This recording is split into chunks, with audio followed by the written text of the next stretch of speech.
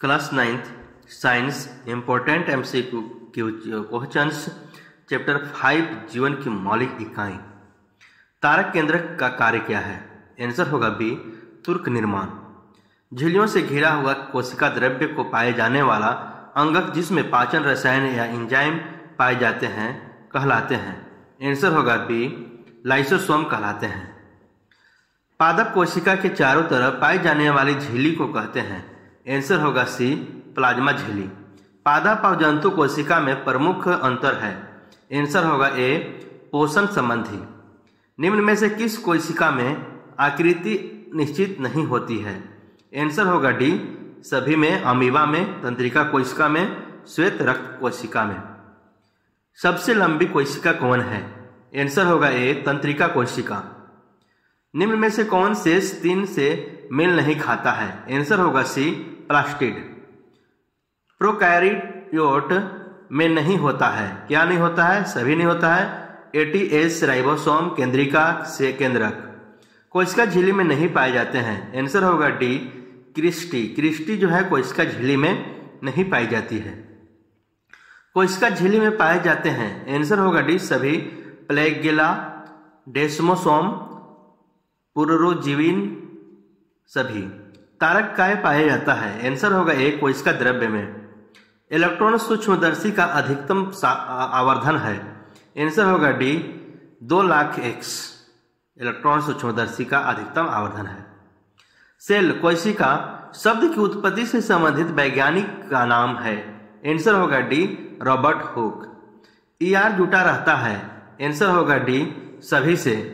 गॉल्टी से, कोशिका झिल्ली से, केंद्रक से, सभी से। निम्न में से किसका विकास पहले हुआ है? आंसर होगा ए, माइटोकॉन्ड्रिया। माइटोकॉन्ड्रिया का सबसे विकास पहले हुआ है। FOF1 कणों में ऐसा क्या होता है कि एटीपी का संश्लेषण होता है? आंसर होगा सी, प्रोटीन पंप। डैश इनमें से सभी प्लास्टिड के प्रकार हैं। Chloroplast, aleuroplast, amyloplast. प्रोप्लास्टिड रूपांतरित हो सकता है। आंसर होगा डी, सभी से। Chloroplast, chromoplast. केंद्रक नियंत्रित करता है। क्या को करता है? सभी को करता है। कोशिका के भिन्न कार्यों को, केंद्रिका संश्लेषण को, अनुवांशिकी को। स्तनपायी के लाल रक्त कोशिकाओं में किस अवस्था में केंद्रक होती है? बी होगा, परिपक्व होने पर। कोशिकाओं की सूक्ष्म संरचना किस यंत्र के द्वारा देखी जाती है? बी होगा, इलेक्ट्रॉन माइक्रोस्कोप के द्वारा। कोशिका सिद्धांत का प्रतिपादन किसने किया था? आंसर होगा डी, स्लीडेन-एश्वासान। प्रत्येक सजीव कोशिका में विभिन्न में निम्नलिखित में कौन निश्चित रूप से पाया जाता है? डी होगा, राइबोसोम। अंतःप्रद्रवीय जालिका निम्नलिखित में से किस क्रिया से संबंधित है? आंसर होगा डी, इनमें से सभी। प्रोटीन निर्माण से, वसा निर्माण से, अंतः कोशिका परिवहन से। इनमें से किस सजीव कोशिका में केंद्रक नहीं पाया जाता है?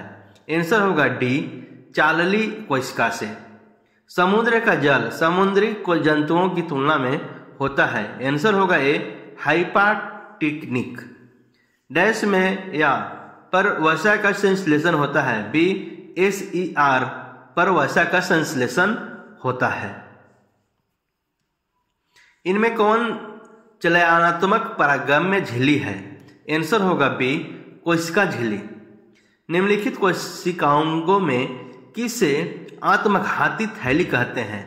आंसर होगा ए, लाइसोसोम। पौधों में गैसों का आदान प्रदान किस प्रक्रिया द्वारा होती है? बी होगा, विसरण द्वारा होती है। जब किसी जीवित कोशिका को अतिपराशरयी विलयन में डाला जाए तो क्या होगा? आंसर होगा बी, कोशिका संकुचित हो जाएगी। पौधों के मूल द्वारा जल का अवशोषण किस क्रिया द्वारा होती है? आंसर होगा बी, परासरण, एंडोसाइटोसिस।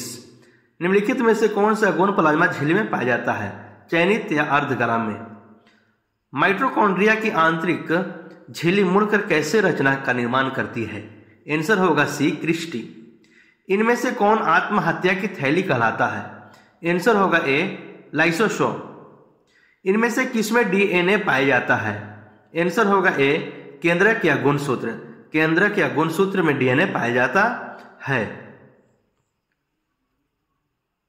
इनमें से किससे गुणसूत्रों का निर्माण होता है? डी होगा डीएनए या प्रोटीन। किसकी उत्पत्ति सबसे बाद में हुई है?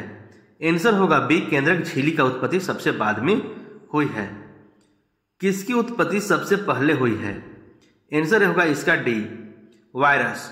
वायरस की उत्पत्ति सबसे पहले हुई है और केंद्रक झिल्ली की उत्पत्ति सबसे बाद में हुई है। मनुष्य के गैमीट्स, शुक्राणु या अंडे में किसे गुणसूत्र होते हैं? कितने गुणसूत्र होते हैं? आंसर होगा डी, 23 जोड़ा। प्रोकैरियोटिक कोशिका में कौन कोशिकांग पाया जाता है? आंसर होगा बी, राइबोसोम। इनमें से किसे ऊर्जा निर्माण का केंद्र कहा जाता है? आंसर होगा बी, माइटोकॉन्ड्रिया। इनमें से कौन प्रोटीन निर्माण का केंद्र है? सी होगा राइबोसोम। माइटोकॉन्ड्रिया को बायोप्लास्ट के रूप में किसने चर्चा की थी? आंसर होगा ए, बेंडा। किसने बतलाया था कि पीढ़ी दर पीढ़ी गुणों को ढोने का कार्य जीन द्वारा होता है? आंसर होगा ए, जोहानसेन। जोहानसेन ने बताया था कि पीढ़ी दर पीढ़ी गुणों को ढोने का कार्य जीन द्वारा होता है। बहुकोशिकीय नहीं है, कौन नहीं है? डी, सभी। अमीबा, मलेरिया परजीवी, काला ज्वार परजीवी। कोशिका की वृद्धि किसके द्वारा नियंत्रित होती है? आंसर होगा सी, केंद्रक के द्वारा। कोशिका भित्ति होती है? आंसर होगा बी, पारगम्य। कोशिका भित्ति होती है वो पारगम्य होती है।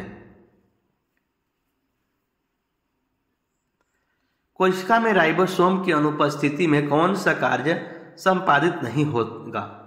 आंसर होगा सी, प्रोटीन संश्लेषण। जंतु कोशिका के सबसे बाहरी घेरे को कहते हैं? आंसर होगा बी, कोशिका झिल्ली कहते हैं। वैसे जीवों को जिनमें केंद्र झिल्ली नहीं पाई जाती है कहते हैं? आंसर होगा डी, प्रोकैरियोट्स। प्रोकैरियोट्स कहते हैं। कोशिका द्रव्य में पाए जाने वाले अनियमित नलिकाओं को जाल को कहते हैं? आंसर होगा डी, अंतःप्रद्रवी जालिका। रंगीन प्लेटिस्ट को कहते हैं? आंसर होगा सी, क्रोमोप्लास्ट। केंद्रक में पाए जाने वाले गाढ़े द्रव्य को कहते हैं?